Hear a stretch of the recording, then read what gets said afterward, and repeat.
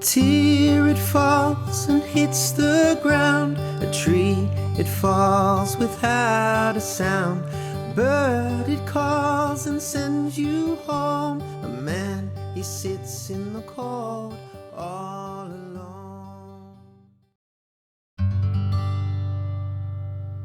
Thank you so much for being here and joining everyone today. Please introduce yourself a little bit and let us know a bit about you. Sure. I'm April Porter. I am a human design life coach. So I work primarily with parents. I work with actually some end of life topics now as well. So I'm kind of merging both of these areas together. And I really just enjoy helping people understand themselves better, understand their kids better, and understand, how the world conditions us and how we can separate what we think we know about ourselves based on what the world has told us from, who we truly are meant to be, and allow ourselves to embrace that, so that as we navigate difficult things, that we have that anchor to hold us and keep us as we weather the storms. Gosh, I was actually just talking about having an anchor with the last speaker, having something to anchor us in. And me and the other speaker, we're both Christian. So for us, that anchor is God. It's our faith. And so we're anchored. And I said, I don't know, what kind of anchor you could have, like not having faith. So this is such a great topic, and I'm so glad we're covering it for, anyone who doesn't have faith or anyone who does have faith. Like this is a great thing to be covering. So thank you so much for joining us and speaking on this. Yeah, and that's what's great about human design, is that if you have a faith that you believe in, it doesn't exclude your faith from blending with this. And if you don't have a faith, then it gives you something to understand yourself, and so it doesn't really exclude anyone. We can come from all walks of life, and we can still see the wisdom in this system, and we can take what we like from it, we can take what we're ready for, and we can leave the rest until we're ready to come back to it.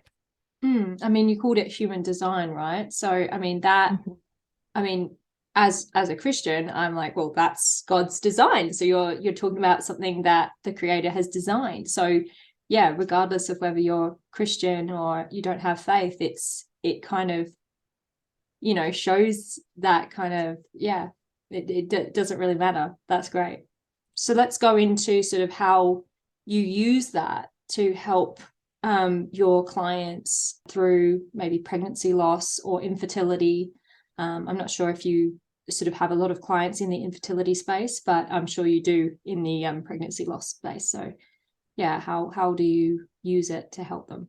Yeah, so there's actually a lot of different aspects to the human design chart, and we could go very deep with it very quickly, but I want to keep this on a higher level for anybody who's not familiar with it, because it can be a lot to take in at first. The way that the system works is it's really a blend of several different ancient and modern wisdoms. So if we look at the I Ching, the Kabbalah, quantum physics, we can look at the chakra systems and astrology, and they're all kind of synthesized into this one system that creates a blueprint. We create a chart from it.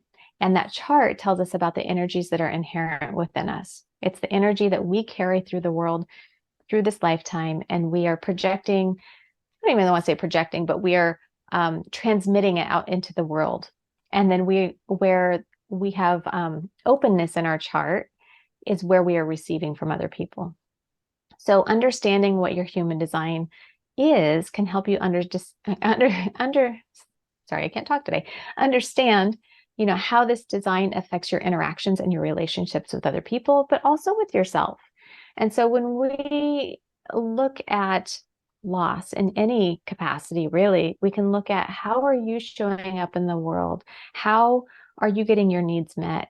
What is it that you need? And so there's a lot of different areas. So the first thing that we would look at is our human design type. And so this is an energy type. It talks about how we move through the world, how we interact with the things that come to us. So most people have a way of interacting with the world that is waiting for something to respond to. 70% of the population needs to wait for something to show up, a sign or an invitation of some sort, or something to ask them, do you want to do this? Do you want to move forward? Do you not want to? Is this something you want to put your energy into? Is this where you want to show your love and give from that inner well of love and wisdom and everything that you have to give?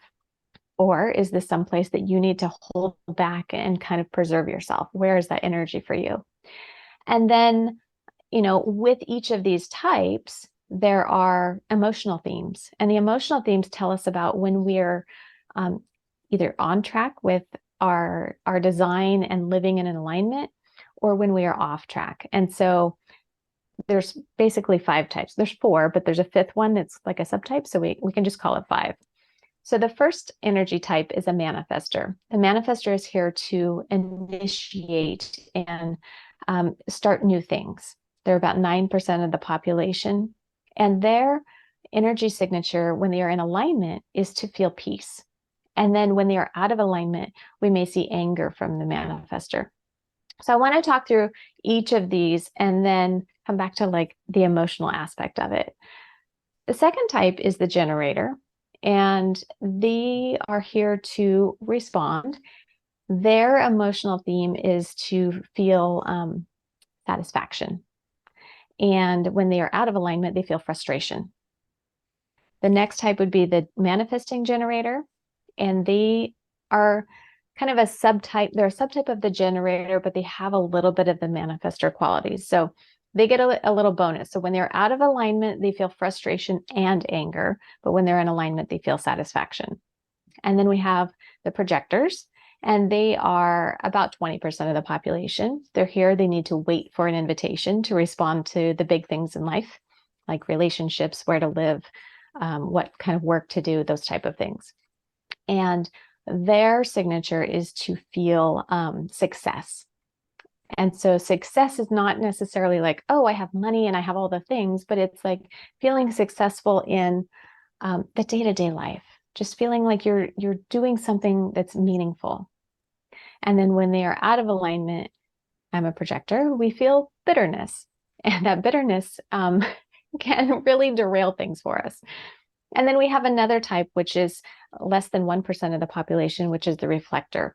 They're here to show us kind of the temperature of the environment that we're in. So if things are out of balance, we're going to see it reflected in the reflector.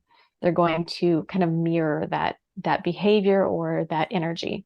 And their emotions are surprise or delight when they are in alignment. And when they're out of alignment, they feel disappointment. And it's about what's going on around them most of the time, because they can see the potential in everybody.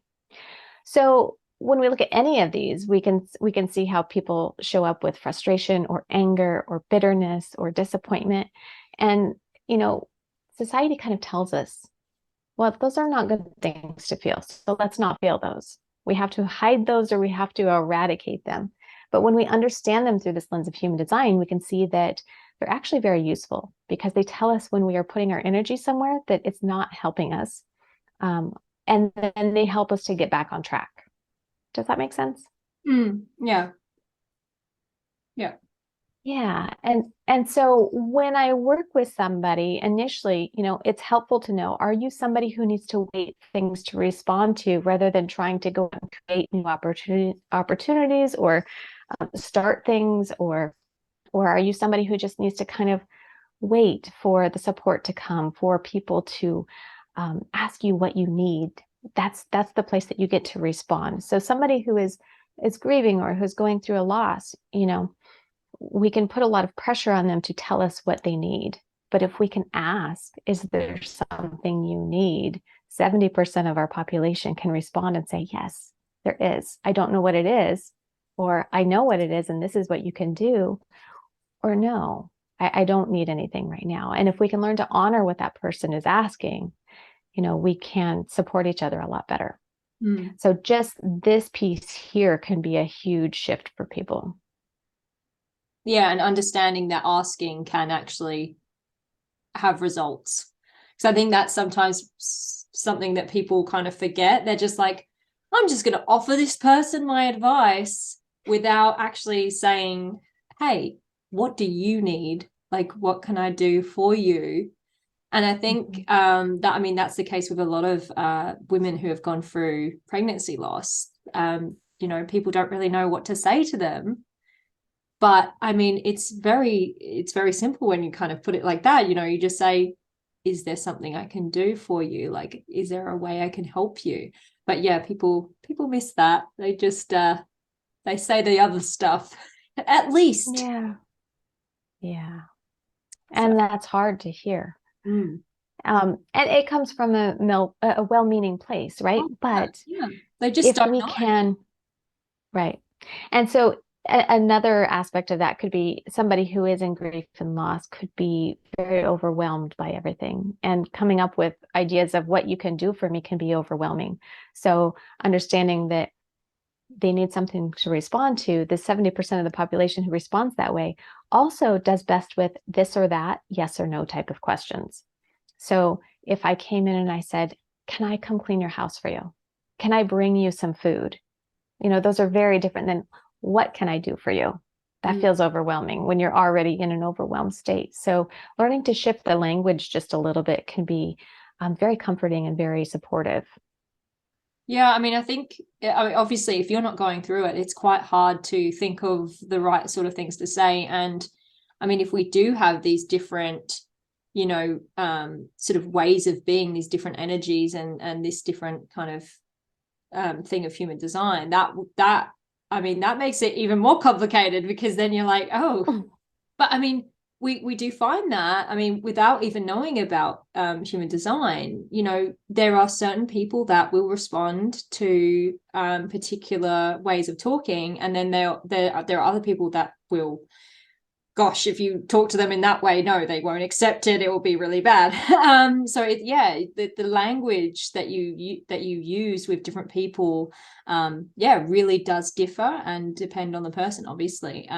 So that's really interesting to hear, like, this human design thing, because most of us already know this. You have to talk to different people differently and treat them differently, because you when you get to know someone really well, that they are maybe a bit different from you, or like they function differently, and they might react to something and take it offensively, whereas if someone said it to you, you'd be like, oh yeah. So exactly. And so the other 30% of the population who doesn't respond to the yes no questions as well, these are going to be the people who, when you ask them, do you want this or that, they may go, I don't know what I need. Right? Because they need open-ended questions. They need space to talk about what they are feeling or thinking to get to the thing that they need. So you may have had those conversations with people who you ask, can I do this for you? And it's just like, you don't quite get the same response. It's not that quick, kind of reply. And so that's where it may just be, is there something you want to talk about? Is there something on your mind? Is there something I can do with you or for you? Just leaving that a little more open can create a lot of space for them to figure out what they need. And can you, I mean, from your research, do you find that some people can move from one state to another? Because through loss, like, I've found, like, there's some moments where I'm very susceptible to what people are asking, and like answering them with a full, like, explanation or a full thing. But then sometimes I'm not in a place where I can answer. Like, they'll ask me a question, I'm like, I don't know, nothing's computing. And then I freak out, I'm just like, oh, and I just kind of want everyone to go away. Just with that alone time. I mean, obviously not from my kids, but like from people outside of my home. Like, sometimes that's how I feel. So do you find that people can kind of move between the different states, the different energies, or is it more of a case of one? You're usually one. Well, when somebody is in alignment with their energy type, they really do either respond to those yes, no, this or that questions, or the open-ended questions, depending on the type. However, There are many other aspects in the chart that may reveal this, like somebody who has what's called an open throat center in the chart needs to talk and they need an invitation to talk. And so sometimes just asking that, do you want to talk? That's a yes, no question, but it could lead into a whole lot more talking. And then there's kind of what we call profiles in human design. And so some of the profiles actually need more time to retreat and be quiet and recharge themselves. So there's different areas in the chart that we can look at to sense those things that you talk about, but it's not as straightforward as in the type area of how that works. And then there's always conditioning too. So we may be conditioned. So if, for example, I'm a projector, I'm that 30% who needs the open-ended questions. If I was raised by parents who are generator or manifesting generator types, the 70% who need the yes, no, this or that questions, I may have been conditioned growing up to always try and answer the yes, no questions and be quick with my answers. But it's coming from my conditioned mind rather than my truth, my heart, my true beliefs and thoughts. Very interesting, like thinking about it in these sort of different ways. And obviously, I mean, yeah, nurturing would come into play, and you know what you go through as a child, and we're all so different and unique, so you would have that kind of, there's no one size fits all, but this is kind of the grouping. Yeah. Like if we pull back and take a bigger, broader view of it, this is kind of what we're looking at. But we can get really down into the details and see a lot more of those traits that people carry. And usually when I do a reading with somebody, you know, they walk away feeling like, especially if it's their first reading, they go, I've never felt so seen, right? Like, you know, things about me that most people don't know. And I say, it's just in the chart. Like, the energy is here. The blueprint is here. And then we have an opportunity to live that out either in the higher expression of what's possible, or we could end up in the lower expression, depending on, you know, how our life has been and where we choose to let our energy flow. And so I think that the chart can be really helpful because when we can see what is our potential and what is the highest potential, we have an opportunity to step towards that and not feel so lost in this abyss of, I don't know what's next, or I don't know how to get my footing back underneath me when there's been a loss or some other thing that's kind of rocked us to our core. Yeah, I mean, if you have that kind of understanding of what you respond or what you're going to find easier to respond to, then you can kind of make some steps towards, you know, maybe even telling people closest to you, hey, can you ask me more of this style of question, because I just find it very hard to respond to these other ones. You know, it's too much for me, because then you just have that understanding of what you're capable of taking in. So that's really cool. Yeah, and then I would say that the next biggest piece that we work with is around emotions. And so in human design looks at emotions quite differently than we do typically in society. So in human design, we have people who are considered defined in their emotional center and people who are undefined or open in their emotional center, and they behave differently. They react and respond differently to emotions. So somebody who has this center defined is somebody who has an emotional wave that they move through. So it rises and it falls throughout the day. And there are 3 different ways that wave rises and falls, depending on what's in your chart and the configurations there. You can have one of those types of waves, 2, or all 3. And the more you have, the more it can be a little harder to track which one's doing what at each time. But essentially, the first type is what we call a tribal wave. And so this is about nurturing and caring and protecting. And so this wave operates in a ratcheting type of motion. And so when something happens that's kind of frustrating or irritating or just beyond our control. And so a lot of times when we have gone through a loss, we feel like we're trying to grasp onto control wherever we can find it because everything else feels so out of control. And so this is one of those waves that will look like somebody is just kind of cruising along. They're doing okay. And then all of a sudden there's a big explosion. They have a big reaction to something, you know, and it could be somebody loaded the dishwasher incorrectly. And now we're really, really mad, right? Like it's usually over a silly little thing that is that one last thing that pushes us over the edge. And what happens is this wave rises and rises and rises through this ratcheting, and it either explodes or it reaches clarity. So it could be that there's frustration and frustration and frustration, and then there's a moment of clarity that drops in, and then you relax and you come back down in that wave again. Or it's the explosion, and then you feel better, but the people around you might be going, oh my gosh, what just happened?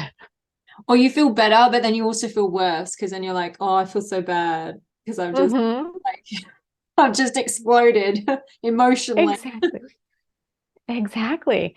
So there's a little bit of remorse over it. It's like, oh, I feel better. I feel relief. I feel this pressure gone, but also now I see the fallout of what just happened. I And feel so then we feel have that with like crying emotion as well. Like I'll Mm. be going about my day, and a lot of women who have lost children feel this way as well. We sort of just we're fine, everything seems fine, and then all of a sudden we'll see something, or there'll be some kind of noise or something, and it will just trigger something, and then we'll cry. We'll just full on just ugly tears, just cry.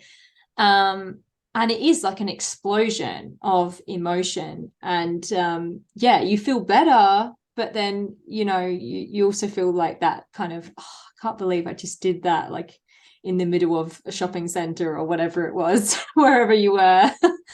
It's Yeah. yeah, it's an odd experience when you have those explosions. Hmm. Yeah. And if you have this in your chart and you understand that this is a pattern that you go through, when those things happen, you can understand it, that it's just part of that wave in that process. It doesn't have to be so much of the like turning inward and going, why did I respond that way? Why did that just happen? It takes a lot of the why out of it, where we tend to turn it in on ourselves and go, why do I feel this way? We feel this way because you've gone through a loss. We feel this way because we're emotional beings. We feel this way because we feel. We really just feel. And so understanding that can be really comforting to a lot of people, to see that there's a pattern. And the thing with this wave is that it responds really well to touch. So if you know somebody has this wave and you can see them kind of ratcheting up in the wave, offering a hug can be the thing that brings them back down, or a hand on the shoulder, just asking, is it okay if I give you a hug? Would you like a hug? That can bring that wave back down enough that they don't have to reach the explosion state. I mean, sometimes I can find that someone will offer me a hug and I'm like, no, do not touch me right now. Because Right. I think sometimes there's a safety mechanism of like, I don't want to cry, and if you cuddle me, I'm going to cry. And then other times it's just a discomfort of, no, I really don't want to be held right now. I don't want to be touched right now. It's not something I want. Like, it's making me feel very uncomfortable. Even the thought of I just need to have space. So that's kind of interesting that when you sort of saying that, like, yeah, hugs do tend to help, but yeah, there's some times where I'm just like, no. Yeah, it's definitely something you want to ask permission for, right? So can I give you a hug? Would you like a hug, rather than let me give you a hug? Because I think that there is something about the compassionate piece, that the compassion can be overwhelming, and it's just like so much for our sensory system that we just break down.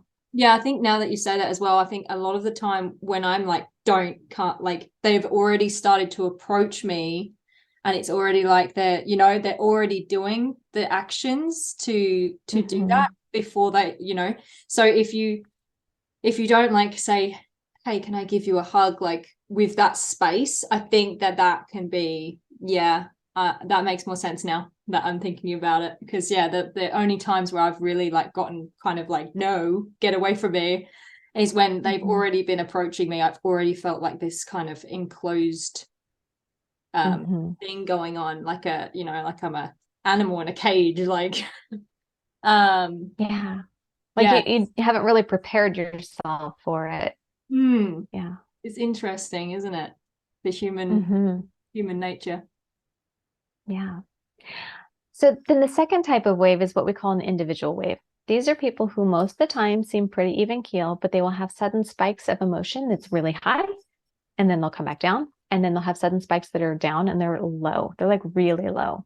So this can look like somebody who is going along just fine in their grief, and then all of a sudden they will have what feels like the bottom drop out, and they will just want to be in their pajamas all day, not leave the house, watch Netflix all day, like just deep in it. And when this happens, not only does the person who feel this sometimes go, why do I feel this way? What is it that triggered this? And start looking for the thing. But the people around them can start asking, what happened? Why are you feeling like this?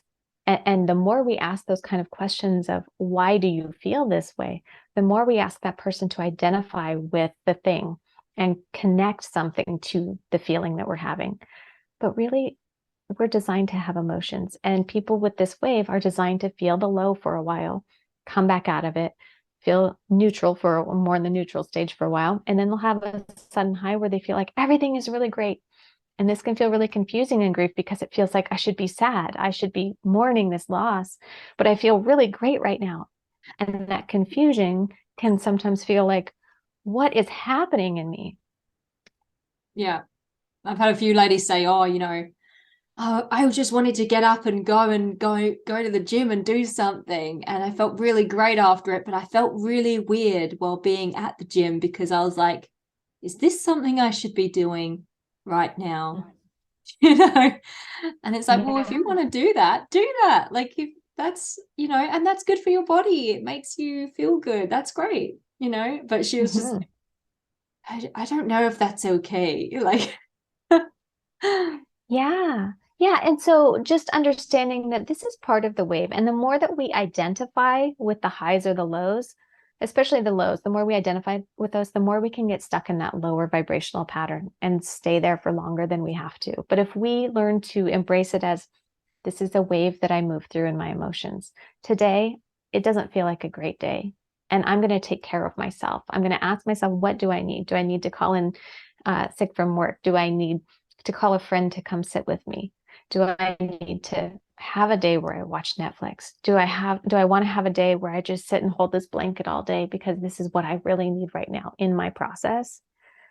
That's okay, right? As long as we're taking care of ourselves and know when we need support, we're allowed that space to feel the things that we feel. And when we give ourselves the space to feel those things, we can actually come back to more of that neutral place a lot quicker than if we try and resist it or identify with it. Yeah, the last speaker, we were talking about how we have to have we have to move through these emotions, and there has to be a moment where we're like, okay, it's time for me to be okay, like get back up again. Because if you can very easily fall into that sort of low and then get caught there, and then you're stuck for a while. So how I don't know if you have finished with the different waves, but how do you help people get out of that bottom part if they're sort of stuck there and they're like, well, this is how I feel, this is I'm just trying to let myself feel this. How do you help them get out of there? Because obviously we can say we're letting ourselves feel these lows, and we can feel them for a very long time, but at some point we have to come out because we have to live, because otherwise we're just waiting until we keel over, basically. So yeah, we've got to get out of there somehow. So is there any way to help people get out of that low point? Yeah. There is one more wave type, and two, that's okay. They're understanding the wave type that you have is one way to understand and give context to what you're feeling. And then I would say that beyond that, working with a coach or somebody who can help you to have a space to talk about the things that you feel can be really, really helpful. Because what tends to happen in grief is that we have sympathy and we have support for a little while. And then the people around us have heard us talk about those things for a while. And society kind of comes in and says, okay, shouldn't you be back to normal yet? And it puts this expectation on us that we should be somewhere other than where we are. And we shouldn't. We should be allowed to be where we are in our process with grief. And so sitting with somebody who can understand that and hold that space while you go through all the emotions. You may have an hour session with somebody and go through every emotion known to mankind because that's part of the process. But if you can actually have that space to sit with it and acknowledge it and accept that that is the process you are in and that is part of it, it actually frees us from staying in those lows so long. I have found that some people do get caught in that of, I should be over this by now. I shouldn't feel this. I shouldn't. And yeah, you're right. It does kind of prolong the process of grief because you're just constantly in fight with yourself and what you're feeling. Mm-hmm. That makes sense. Yeah. And then, so the third emotional wave type is one that is actually a little different. It rises kind of like an escalator. It's like a slow ascent, and it rises and rises on expectation. And if the expectation is not met, we have a deep plummet that happens really quickly. And then we can stay in that low for a while before something else starts to build our expectations and we go back up the escalator again. Yeah, I feel like that's pregnancy loss. So like in a nutshell, like at least the first one, because it's like you've got this expectation of I'm going to bring a baby. No. So it just kind of gets you. It's so bad. Yeah. Wow. Okay. Gosh, 3 different types. That's very. Yeah. I mean, I can see people like, and that kind of. Yeah, I'm thinking about the different people I know. I'm like, what? They kind of fit that one. They fit this one. Yeah, it's interesting. Yeah. And the interesting thing is that, somebody can have all 3 types of these waves. So you can see all 3 patterns in somebody. And that's because they have all 3. Some of us just have 1, some have 2. But if we understand, especially like with the last one I just mentioned, the collective wave, which rises on that slow ascent and then is built on expectations, it's not just around pregnancy loss, but it's around everything in life. So it can be, the expectation that we're going to go on vacation and things are going to be a certain way and they're going to be great, or they're going to be hard, or whatever that is. And if things don't meet that expectation, then people who carry this wave tend to just drop really low. And it's often because of a miscommunication or not having clarity on what the expectations were from other people. So this is one where if somebody has this collective wave, you can make sure that you're being very clear about what the expectations are, and just learning to enter into the process of a process for the experience of it rather than for the outcome or the expectation of it. And that's the hard part because, especially in loss, we have certain expectations that we're going to be a certain way. And so it's learning to kind of surrender to what is happening right now and being with that and allowing the space to be with it, feel it. And then also acceptance doesn't mean what's the word I'm looking for? It doesn't mean like giving up. It doesn't mean surrendering to everybody else. It's just learning to be with what is and allowing that to be there in the space that you're in. I think that's important. The not just surrendering to all, like just the whole hit. That's what I was sort of saying. Not surrendering to that whole I'm just going to stay here, and because that's a different form of emotion. That's a different type of surrender, of kind of like I'm giving up, and it is that kind of I'm giving up, rather than I'm experiencing these emotions and I'm allowing myself to move through them. It's I'm just gonna sit here and just be in it, which I have had several times. But it does, the feeling is very different. And you're right, from like having that conscious, I'm moving through this grief. Yeah. And the moving through and realizing that it doesn't mean that you have to like it, right? Accepting doesn't mean that we have to like it. It's just allowing what is true to be here with us. Yeah. Gosh. And go ahead. No, I was just going to say about how you use it in your own practice, with your clients, how these waves have helped you to help your clients. Yeah, so having them understand what is natural for them. What are they already going to feel when things are great, right? Like what is your normal pattern? And then what is maybe amplified by the process that you're in, and understanding that, when you feel those lows, they might feel extra low. That might be time for you to reach out and say, can you come sit with me? I need somebody here with me.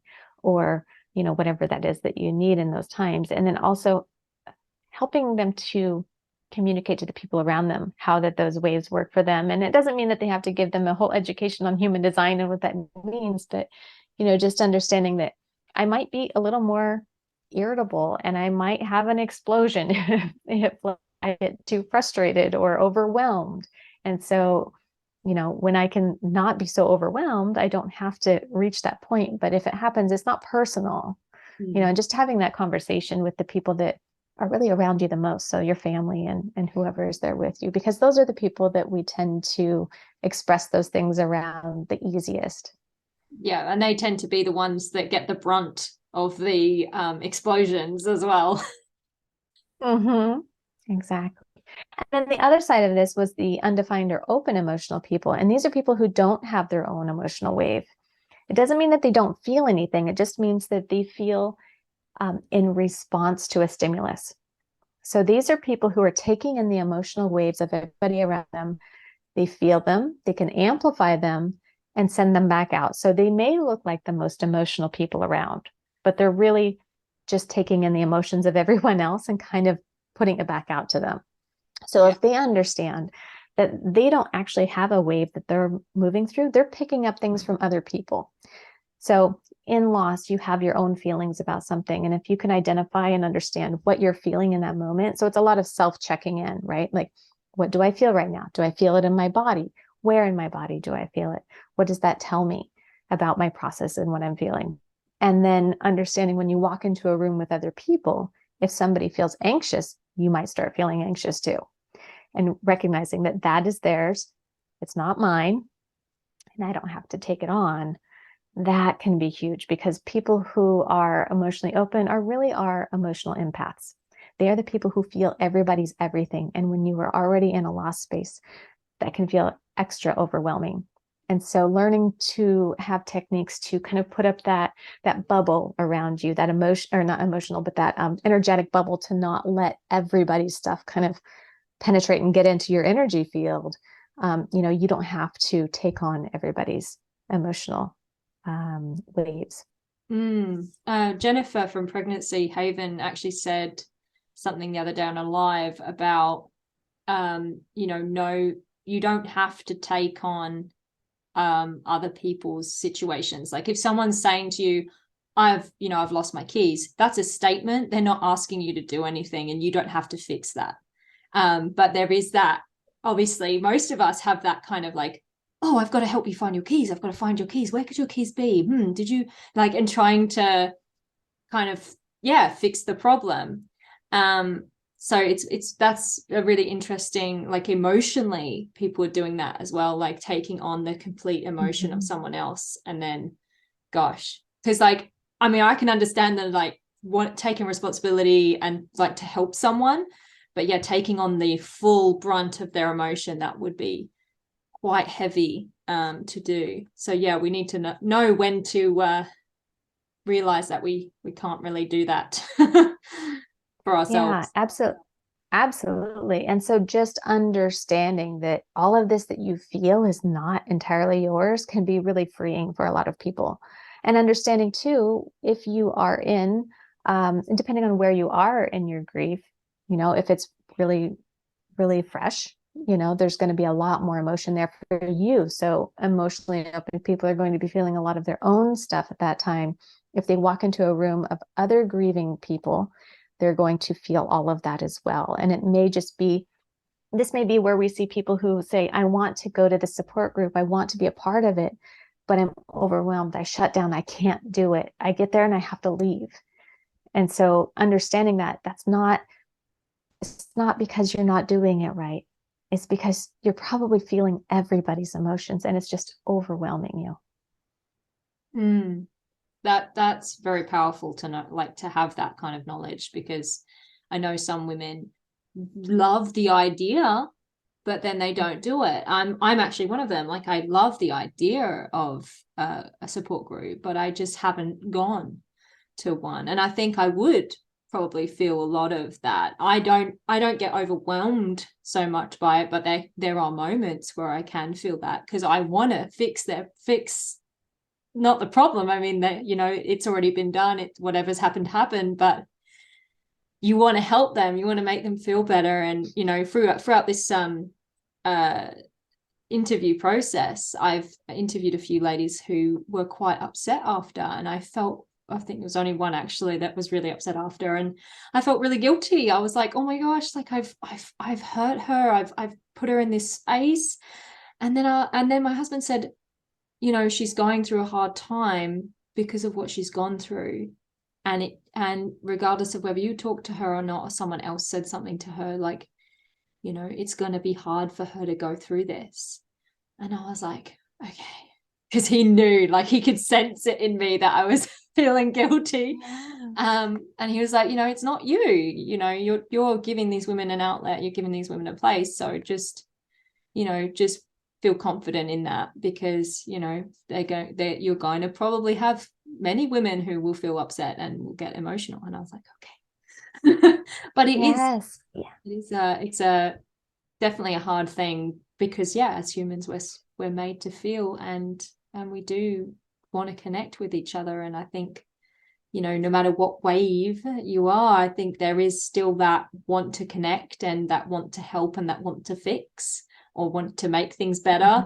And you can't always do that. So yeah, and that's a great point, because one of the things that we see with people who have an open emotional center, is that because you not only feel your own stuff, but you also pick up and feel other people's stuff, it can be so overwhelming that you want to fix whatever the other person is going through, because not only do you feel your response, and this can be especially with like conflict. So it's like, if I'm going into a situation where I know there might be conflict and I'm emotionally open, I'm preparing my own emotions for my end of it. And now I'm anticipating what the other person is going to respond with and how I'm going to handle that. And so there can be an avoidance of conflict or confrontation, and there can also be a people-pleasing and caregiving, caretaking aspect to it, where we just want to placate and like get through it and get on with our life and just not deal with this. And so that's another place that we can see how that open emotional center can affect our interactions with one another. And sometimes that placation can be the best option, because the other way can often be where you're actually taking on that emotion and then you're biting back, like you're, you know, if you're in a conflict situation, you know, which will then just explode the situation even more so than is already there and necessary. So sometimes it can be better to placate a little bit instead of taking on that emotion and having that reactionary response. But you can, I mean I'm sure we've all had reactionary responses, especially when we're on edge and we're in sort of that kind of scenario.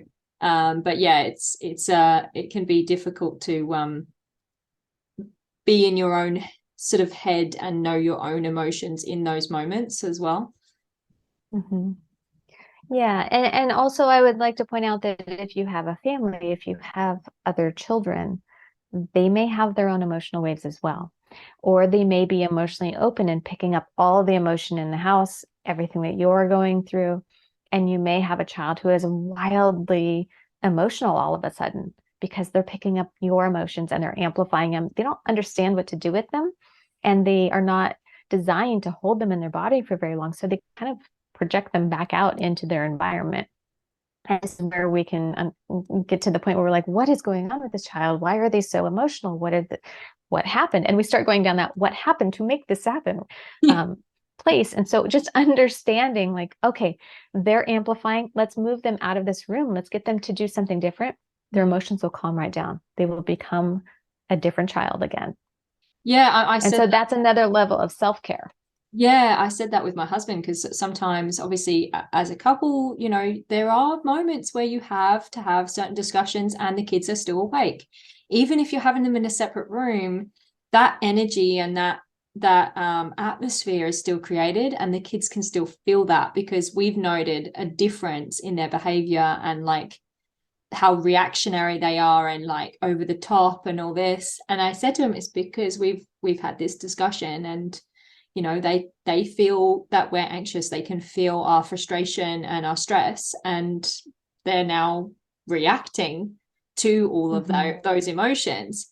And I have found it to be almost like an age thing, like more so when they are younger, because I think there is that kind of lack of understanding of themselves, like, and their own, like, oh, these are my emotions, these are my feelings. And I think like the younger they are, because they don't have that, they're kind of more reactionary and kind of like taking in everything and just just going with whatever's going. But as they get older, yeah, I've just found that, like, my eldest, he's 7, and he's quite like knowing of himself, like, and how he feels. Sometimes it's hard to get him to express how he feels, but he's definitely, you can see it in him compared to what he was when he was younger. So it's very interesting. Do you find that there is like a sort of an age of understanding of emotion as well?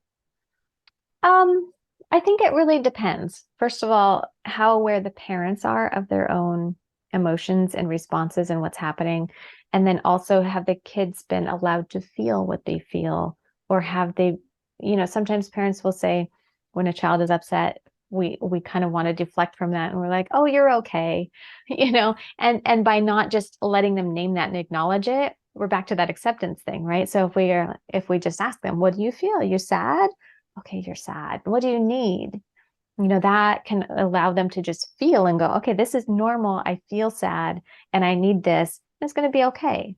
When we can sit with their hard emotions and tell them, your emotions aren't too big for me, I can be here with you through them. It allows them to understand them and not fear them, and also not shut them down. Yeah, and So deal I with. think that there's, yeah. And so I think that there's multiple layers to this, and it just really depends on the situation. So sometimes age plays into it, sometimes it's environment. The other aspect, I would say, that in human design, we talk about auras, and our auras are not stable until, or not mature until we're 7 years old.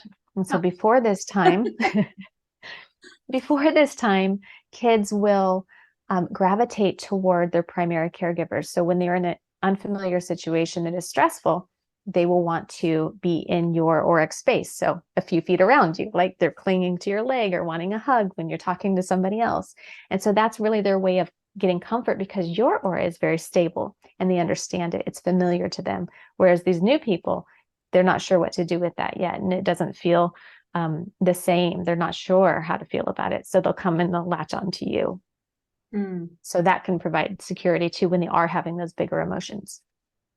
Yeah, no, that's so, like, that, yeah, that resonated a bit with the kids, and giving them space to feel those emotions. And I think as a parent, you want to protect your kids so much that you forget, or you don't even think about the fact that they have to learn these coping mechanisms and these things to actually be able to function when they're older and be able to deal with these hard emotions. Going through loss, I have seen a lot from my kids, like they're going through these things as well, but in a very different way, because they're kids and they've got this kind of innocence and this kind of, thing about them. And it's been really interesting to see how they deal with that loss and how they sort of take it on, because it didn't, they weren't really emotional and really upset about it. They were more kind of,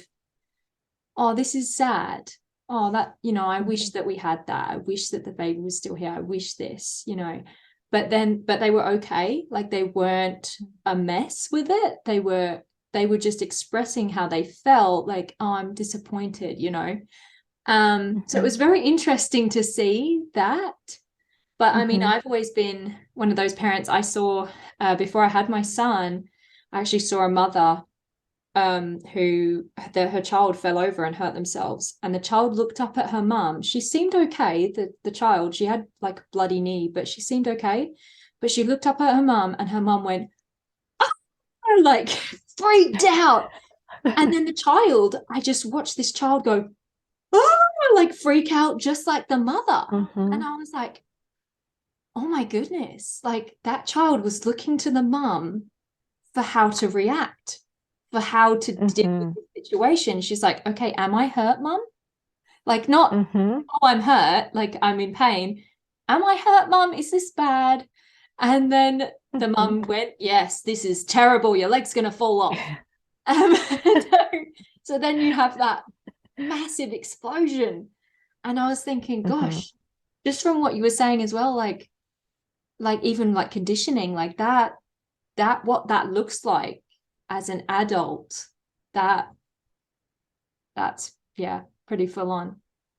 I was very careful and then not to do that as much as I could. Yeah, I'm like, and I think that we've okay. probably all seen that. Yeah. Yeah, and we can talk about how we respond to loss is what we're teaching our children too.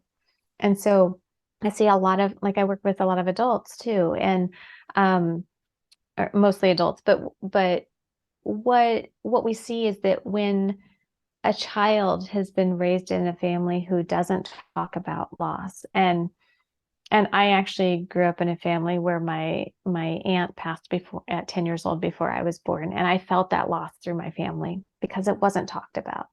It was always there, it was always under the surface, but nobody really talked about it. And there was this pain, this level of hurt that was there. And I just always felt as a kid, like, why don't we talk about her? Why don't we have more memories to talk about? And I never met her, you know?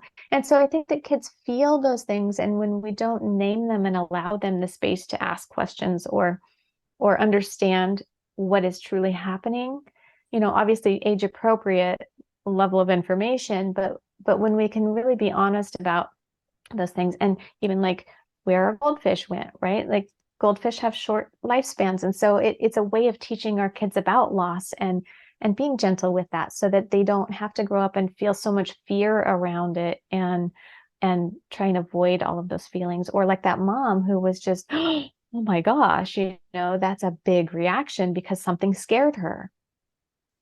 Yeah. And I felt a lot of fear about death and dying, all growing up. And my sister's the same. Like, it's just this terrifying thing, like, can give you like anxiety and panic attacks and things. But then when I came to faith, I felt this kind of, like I was like, oh, it's okay, but then when you look at like tribes and things like that, they honor, like, they're like, yes, death, yes, this is part of it, this is how it goes. And you're like, wow. And it's all that mindset kind of shift of what death is and what it means. And yeah, like if you're not talking about it, if it's behind closed doors, it is scary because it's in the dark, it's in the darkness, and anything in the darkness is scary because you don't know what it is. It's not defined, it's not explained.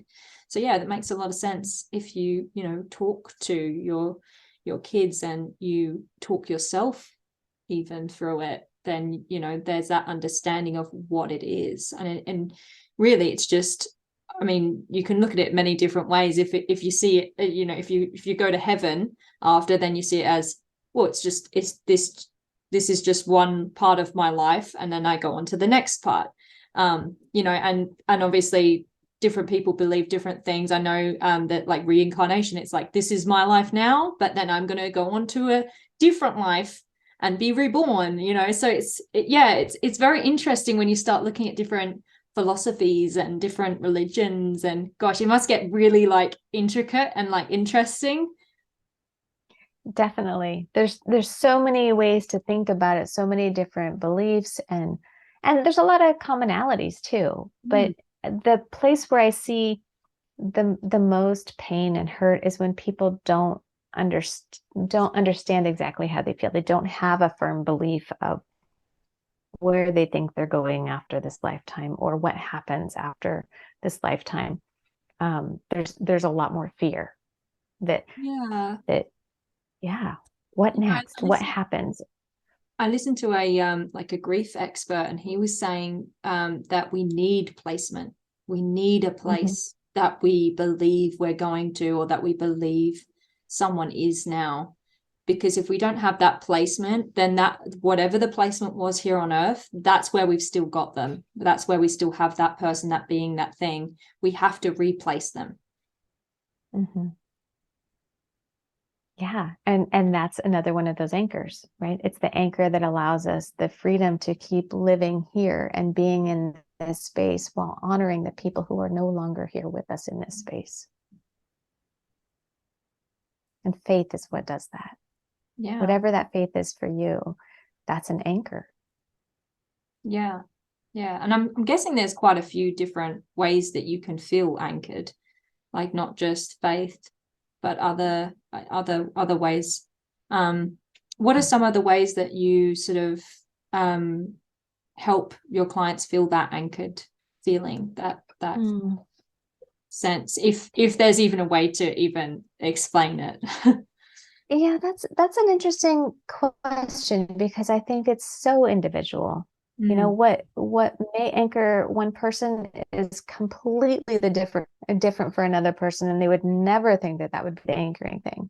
You know, sometimes it is like this emotional piece, just knowing like, okay, this is who I am, and this is a normal piece of how I live my life and what I'm going to feel.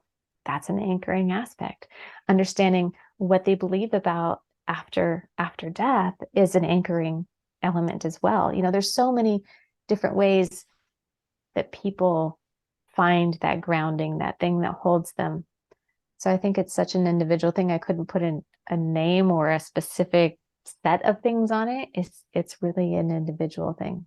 Yeah, that makes a lot of sense, because yeah, we're all amazingly just unique and different. But I suppose that's part of why you do what you do, and why it's so fascinating as well, because then you learn so much from, I'm sure, from each client, right? Because there's just so much. Yeah, so different. And gosh, I mean, just talking to different women, I'm like learning so much about human nature and everything. And I've been finding it really amazing and intriguing. And yes, there's some ugly things that we go through, but there's so much like beauty as well. Like it's hard to say that, because obviously it's awful to lose a child. But there is beauty and just blessing in there as well. So it's very interesting. Humans are amazing. Humans are amazing. And I would say that, yeah, you would say? I was just going to say that with human design, I think that the part that's anchoring for me is just being able to have a conversation with somebody who is going through loss and have them share their story, and then be able to share their human design chart with them and say, okay, I hear what you're saying, and here's how I see it in your chart, and here's what's possible. Rather than just seeing what is, it's also looking at what is possible. What is the growth? What is the expanse that's that we can imagine from this, and where are the potentials to grow? But also not what we call spiritual bypassing, not just putting that aside and saying, oh, let's get to this nicer place. It's really about sitting with where you are, allowing that to be the space that's okay for as long as you need to be in that space, and working to keep processing that with you, so that one day we get over here. And for some, it comes faster than others. And there's no race, there's no time frame that this needs to happen, and it's all at an individual pace. And I think that when we can honor that, then we can really allow ourselves to feel and heal from the process that we're going through. It sounds like you really focus on the journey and the experience rather than the destination, because we're all that we all are moving towards some kind of destination. And yes, while that, like you said, like I want to aim for this, that might be lovely, but you still have to do the work to get there. So focusing on the journey and the experience, I think it really is key, and what makes you, because that destination didn't make you who you are. It's what you've gone through to get there. So yeah, that's really nice that you focus on that. And I think what you're actually giving people are not just tools that to help them cope and deal with things, but also giving them that, this is why, like you said, like having a why can be really lovely and can help you a lot. And also like, yeah, the kind of, this is where we can go. This is where you can go. You still have a life to live. There's so much that you can do and offer to the world, through having gone through this as well, and I think that can be a really beautiful thing. I think a lot of women can sometimes get stuck in that emotion of like, this is just awful. But there is, as horrible as it sounds, there is beauty in the awful things that we go through, because of who we become, because of the things that we learn. Yeah. It makes us who we are and what we have to offer and give to the world. And just like you're here giving these interviews and wisdom and sharing so much with people, like that's part of your experience. It's an odd experience. Weird to do it. I was like, I'm just gonna do this thing. I'm a project, like I'm gonna do all this stuff. And my husband's like, calm down, darling, and I'm like, no, I've got to do this. A projects person. I'm like, yes. I don't know how I'm gonna do it, a lot of the time, just like, I'm just doing it. But yeah, no, it's it'll be interesting to see what my chart is. I'm sure it would be a very eye-opening experience for myself. But I will be linking all your details down the bottom so people can look you up and find out what their chart is if they want to, because it might be very intriguing, guys. But yeah, thank you so much for joining me and speaking about this, because it's I haven't actually heard of it before, which seems really odd to me. But it's really, really interesting. It was really lovely to talk to you. Thank you. Yeah, thank you. Thank you for inviting me. Please note that all speakers, including experts and professionals, express information, views, and opinions that should not be used to diagnose, treat, cure, or prevent any medical conditions. If you have a medical issue, please consult a qualified professional. Speakers voice their own views, opinions, and conclusions, and they may not reflect the views, opinions, and conclusions of other speakers. Ella Rose, The Joy of Sunflowers, and its sponsors may not endorse all or any of the views, opinions, or conclusions expressed.